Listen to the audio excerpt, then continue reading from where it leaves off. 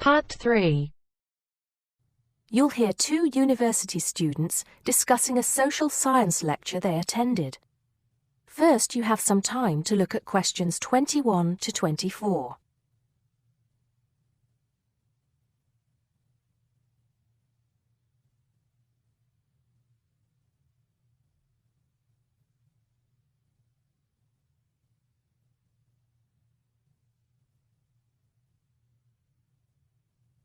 Now listen carefully and answer questions 21 to 24. Did you go to the first social science lecture yesterday? Yeah. Didn't you see me there? No. I was trying so hard to understand the lecturer. What didn't you understand? A lot of it, really. For example, he said we needed to study history as part of the course, but I didn't get why. You probably missed it. He said early on that we need to learn from our past mistakes. Right. But he also said we need to put ourselves in the place of our ancestors. Why is that? I think the point is that it's not enough to know how they lived and what they did. We need to know what they thought. I see. And I've written transferable skills in my notes next, but I have no idea what that means. If you study social science, you learn skills that you can use in a job. Oh, right. Is that all? Okay, but why is that? The point he made was that in studying social science, you use a flexible and adaptable approach to learning.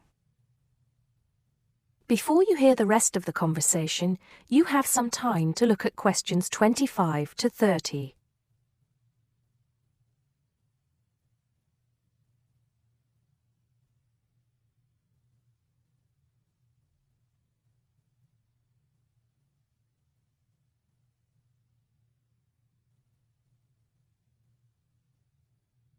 Now listen and answer questions 25 to 30. He also kept mentioning all the other subjects we will need to study as part of the course. I didn't write them all down, did you? Some of them. I think I can make sense of my notes. The first one was anthropology, which he said would cover prehistory and archaeology as well. Okay. Then there's economics. I wrote down that this was not meant to mean that we will spend all our time looking at economic theory, but more that we need to see how humans behave. That's good. I don't think I could handle economic theory. He said something about education too, didn't he? Yeah.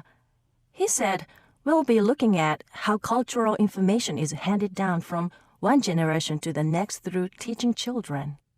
He said we'd be focusing on geography too, but I can't really remember which aspects, can you? I noted it down, I think. Here we are, yes, particularly in relation to urban planning. It's law that I got confused about. I didn't understand why he linked that to economics. I think he meant that laws affect the way wealth is distributed. That makes sense. Now, what are the science wars? Okay, I did get that. The science wars are about how social science collects information. In sociology and social work, and in social science generally, they can only study patterns of behavior and observe. If you compare that to the way scientists work in physics or chemistry, it's very different because they use specific experiments that can be tested and which give concrete answers. Social studies is often accused of being unscientific. That's all. Okay, but it still looks like a good course, doesn't it? You don't have any regrets, do you? None at all. I'm looking forward to it. That is the end of Part 3. You now have half a minute to check your answers.